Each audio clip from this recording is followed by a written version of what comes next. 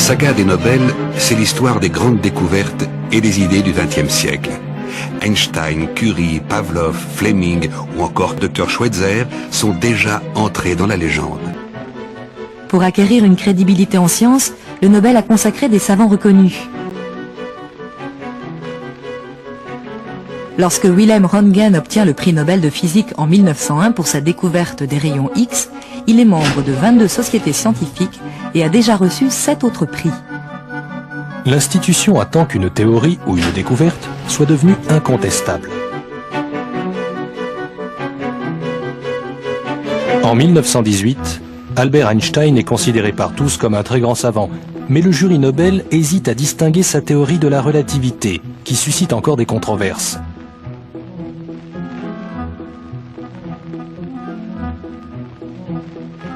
Lorsqu'il reçoit le prix en 1921, c'est pour l'effet photoélectrique qui a de nombreuses applications. Marconi obtient le prix Nobel en 1909 pour la réalisation de la transmission sans fil.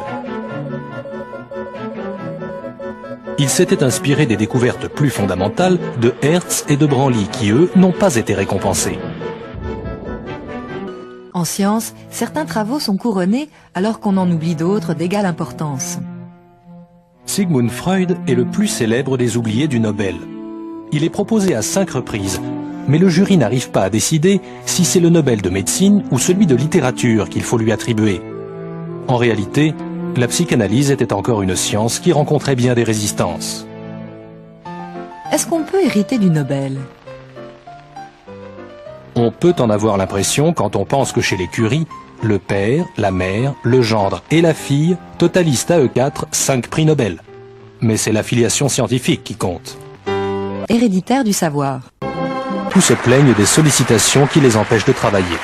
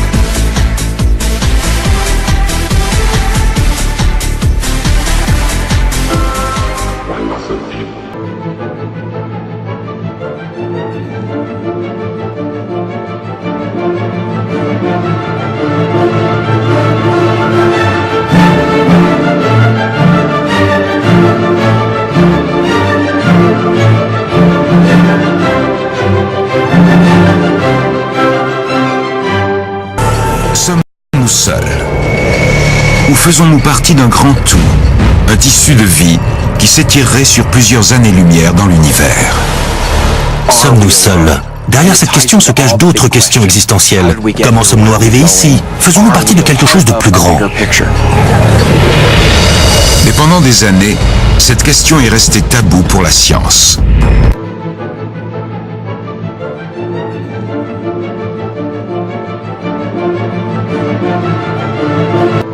Qu'est-ce que l'univers? Comment a-t-il commencé?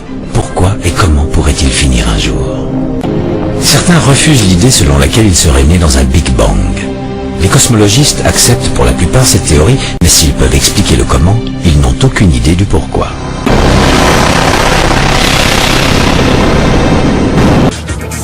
Est-ce une théorie de physique ou une philosophie? Les scientifiques qui cherchent à comprendre le comment de l'univers et qui cherchent à remonter à l'éventuel démarrage de cet univers, s'il y en a eu un, comme cela est envisagé dans les théories du Big Bang, n'arrive jamais au point zéro, c'est-à-dire à l'éventuel début où le temps et l'espace sont égaux à zéro. Comme si l'éventuel démarrage dans le temps et dans l'espace nous échappait.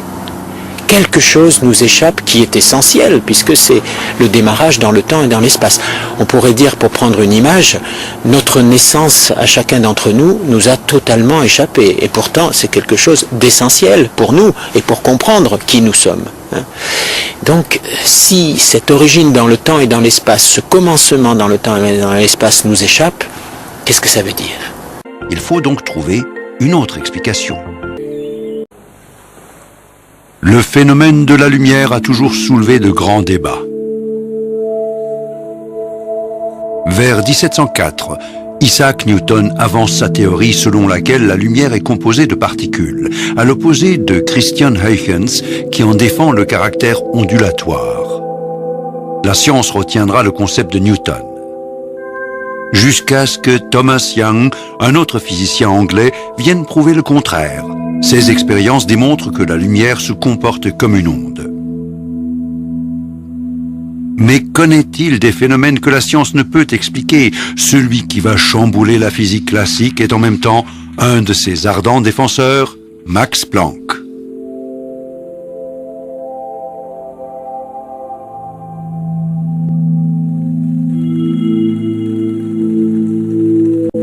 Max Planck est bien celui à qui nous devons tous ces exploits techniques.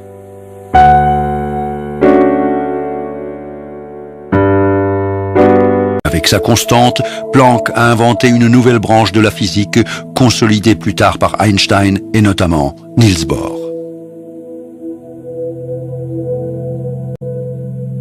Leurs travaux ont vraiment ouvert la voie à la physique des quanta, qui explique le microcosme des atomes et des particules infimes.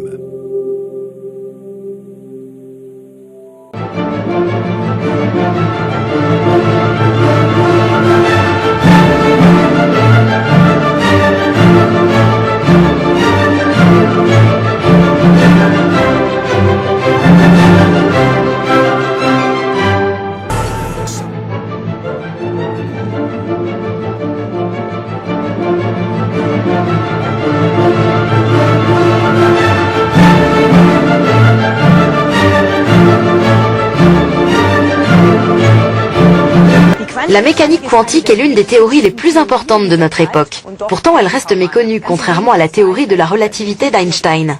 La mécanique quantique passionne les physiciens du monde entier. À l'Institut Max Planck d'optique quantique à Garching, on a une bonne longueur d'avance dans ce domaine. Comme la bonne vieille physique classique était facile à comprendre. Mais si l'on y regarde de plus près, et que l'on se place au niveau de l'atome, force est de constater que la physique classique du 19e siècle se heurte à ses limites. Car les particules minuscules du microcosme se comportent tout autrement que les grands objets du macrocosme.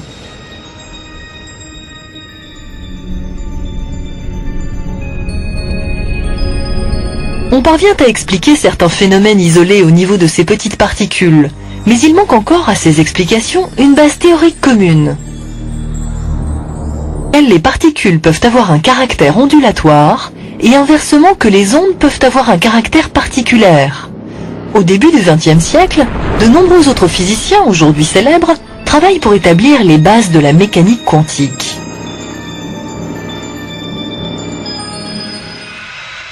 La mécanique quantique repose sur des probabilités. Comme lorsqu'on lance un dé, on ne peut jamais dire avec précision sur quelle face le dé va tomber, mais seulement prévoir une certaine probabilité. En mécanique quantique, c'est la même chose avec les ondes attachées aux particules. Elles renseignent sur la probabilité que les particules se trouvent à tel endroit. Une probabilité et non une certitude, contrairement à la pomme de Newton dans la physique classique déterministe.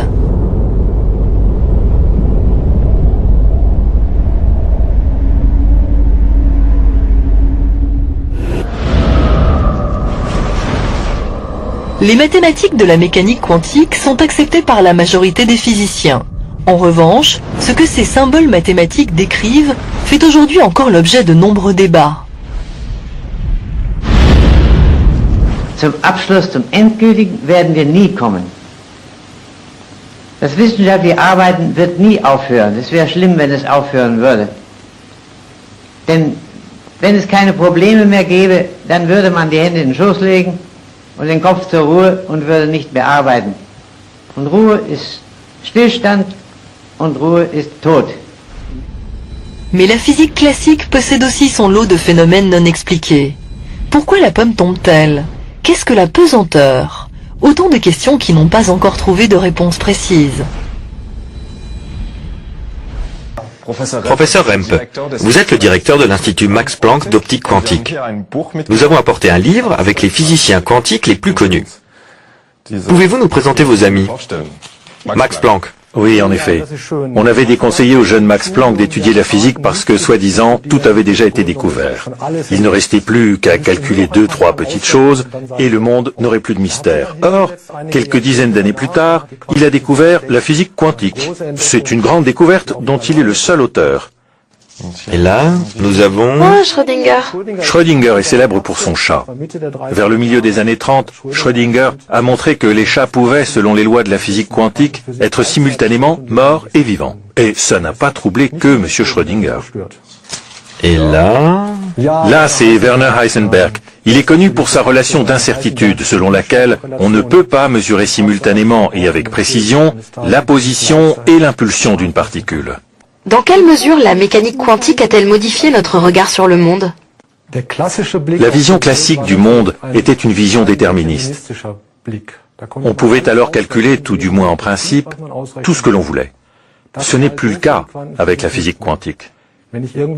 Si je place une petite particule quelque part, à un endroit donné, je peux calculer les probabilités qu'elle a d'aller à tel ou tel endroit. Mais je ne peux jamais dire précisément où elle va aller. La notion de hasard entre en jeu.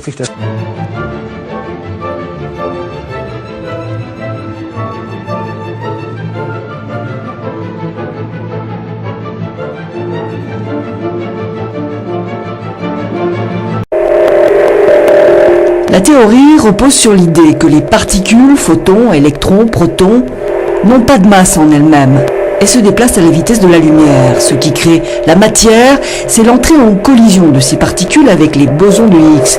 Le vide, qui ne serait pas vide mais peuplé de ces bosons qui forment un champ, le champ de Higgs, une sorte de colle qui ralentit les particules et donne une masse.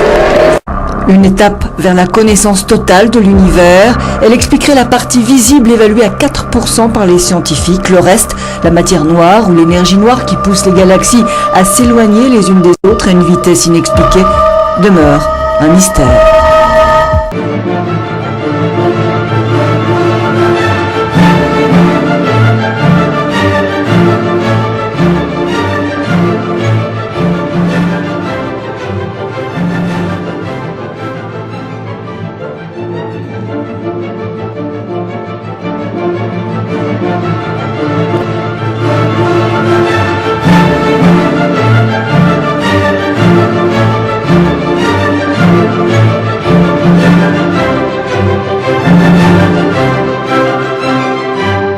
Une nouvelle théorie appelée la mécanique quantique.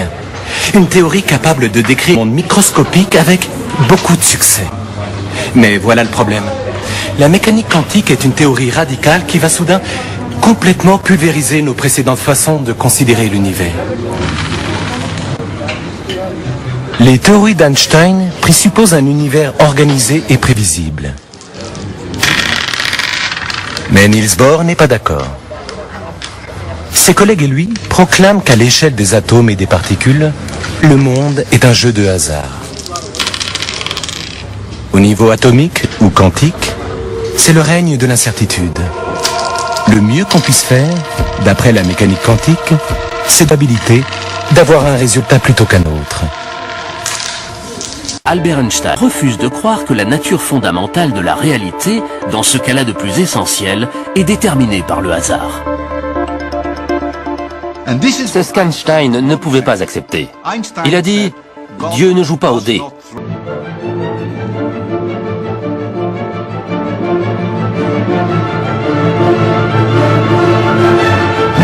Cette idée selon laquelle on ne pouvait pas dire avec certitude que telle ou telle chose allait se produire ne lui plaisait pas. Pour Niels Bohr, la mesure bouleverse tout. il est convaincu qu'avant toute mesure, donc avant qu'on fasse une observation, les caractéristiques d'une particule sont incertaines.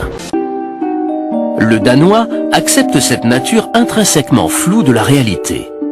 Pas Einstein, qui croit à la certitude, pas seulement lors d'une observation, mais en permanence. Malgré les arguments d'Einstein, Bohr campe sur ses positions.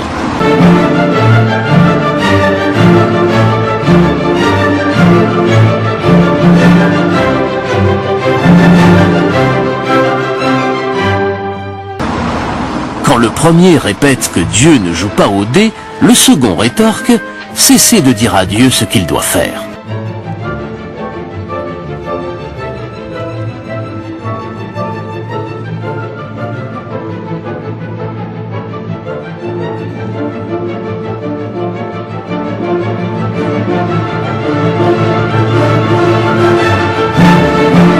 Je veux savoir comment Dieu a créé l'univers.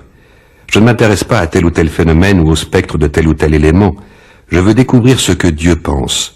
Tout le reste est détail.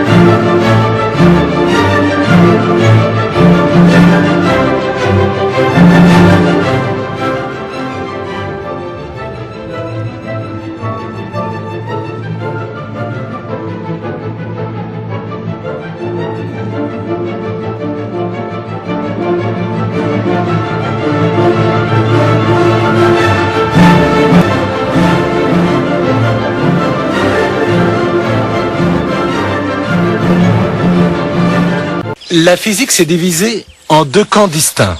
Un qui utilise la relativité générale pour l'étude des objets lourds de l'infiniment grand, tels que les étoiles, les galaxies et l'univers dans son ensemble. Et un autre qui utilise la mécanique quantique pour l'étude d'objets infiniment petits, tels que les atomes et les particules.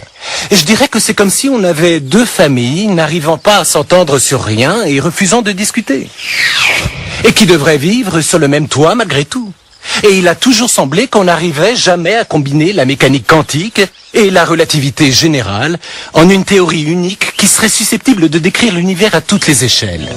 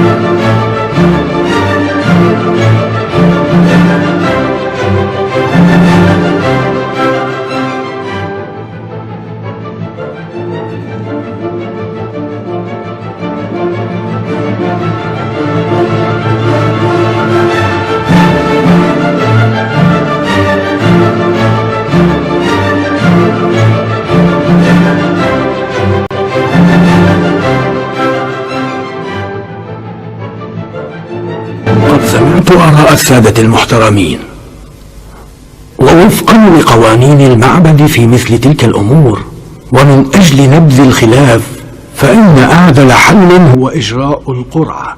ماذا لو خسر زكريا القرعة يا حنة؟ هذا ما يتمناه هؤلاء فعلا وينتظرونه. قد أتيتم. نستطيع الآن البدء بالطقوس.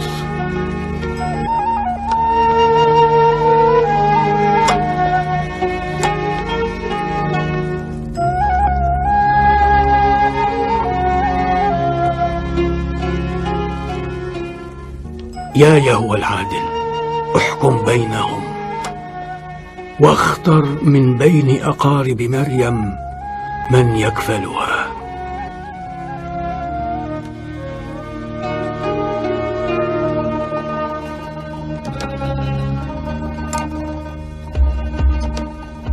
ألقوا الأقلام في الماء الآن، والقلم الذي يبقى آخرا صاحبه هو الذي يكفل مريم.